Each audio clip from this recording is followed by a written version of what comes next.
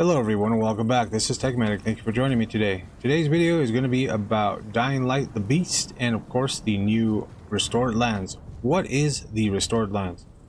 So the Restored Lands, basically you start off real quick and easy. You don't have to sit through the beginning where you watch Kyle Crane complain about everything in the universe. And of course you get spit out down here. And like my watch just warned me, it is going to be nighttime, so I am going to go ahead and wait till the next day so that we can get started with this so we can explain a few things. First off, let's start with the actual game mode. This is a totally different campaign game mode that you can play. It is solo player. You can choose your difficulties up to brutal, and the caveats with this are that you have expendable resources. That means that no other resources are available on the map once you use them. That means you can no longer farm zombies because zombies are also a finite resource that will expire. So just to inform you, once you complete the campaign, as you can see here, I've got the new game plus going on brutal with the safe haven start after 66 hours of playing this game. And this is where I ended off on the main story completed. Super easy, really fun, and of course with New Game Plus you get to start with a higher difficulty, more experience, and of course the ranks will start from rank 15 into the new diamond ranks, and you will be able to accrue some more. But you will not be able to go ahead and New Game Plus. As you can see, I made my backup here, and of course I have my game right there. You will not be able to go ahead and start a New Game Plus in the different mode, as I thought that you could do that. Okay, so as you can see there, our hunger bar is active. That yellow bar there determines what kind of stamina regenerate, what kind of health regenerates, what kind of mood our character is going to be in, and how the day is going to go. So we need to find food. We need to find the meats and the chips and the drinks and all that other good stuff on top of having our bandages. And one thing's for darn sure is that once you go ahead and jump out this window, you're going to get a national park very high threat level. This is going to be for every region in the game. And depending on how many zombies that you clear in a region depicts how viable it's going to be. So it's really up to you to go Easter egg hunting for these zombies so that you can go ahead and make sure that society can be rebuilt. That's the whole premise of the game. The other premise of the game is that you are going to be dealing with finite resources. That means that the global loot tables for everything has been tuned way down. That means if you use it, it's gone forever. If you loot it, that box is not going to come up. So let's go ahead and there's village drunks everywhere. But as you saw there, I wasted that. That was my bad, but oh well. Never used gas containers in my life.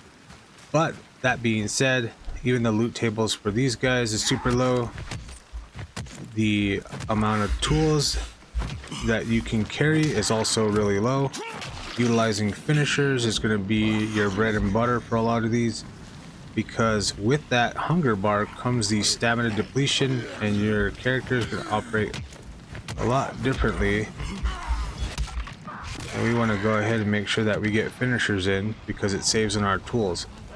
You will not find a whole lot of weapons in this version. Of course, you know where everything is, but one of the other features, if we can get her finished off, is that you will still have to operate under levels. That means that you probably don't want to run to those epic weapons right away and loot them. I know that there's a train very near here with a pistol that you can get, an SMG that's right down the ridge line.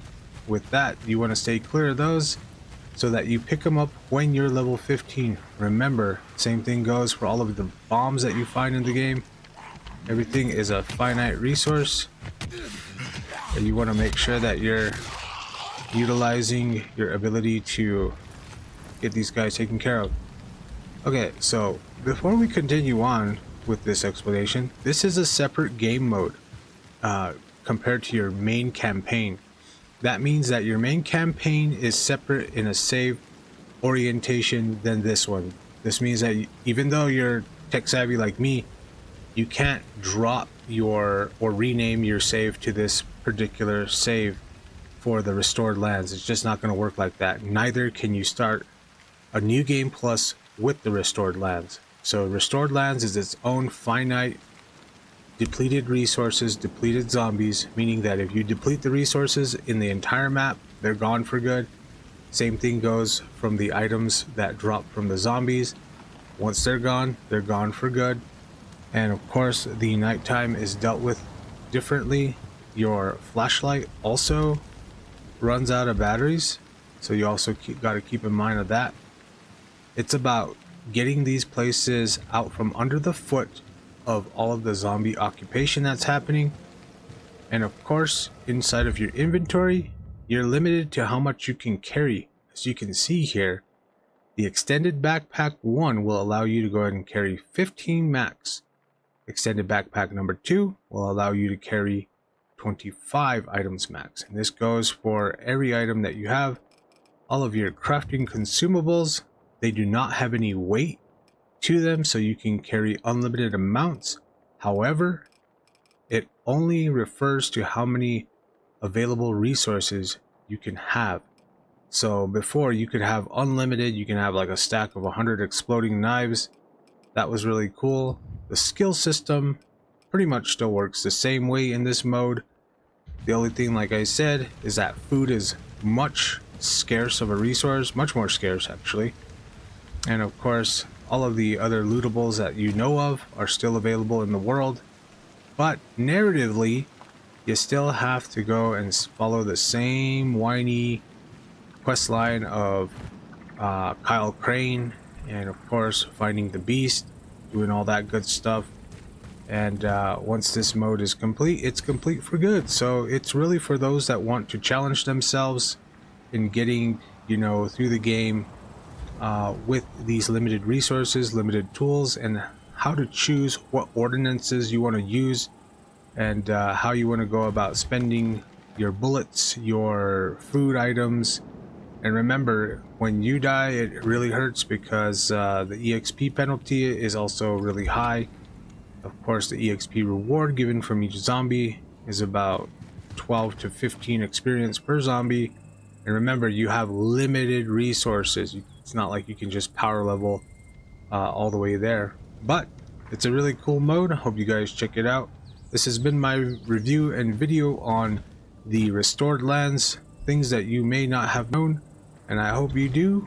But yeah, I mean, this is a really good starting point for this type of survival mode. I just hope that they really refine this. And please excuse me if I sound a little weird. My nose is really stuffy as it's been really windy here in New Mexico. But with that, guys, thank you for your time. Have a good day, and we'll see you all in the next one. Bye bye.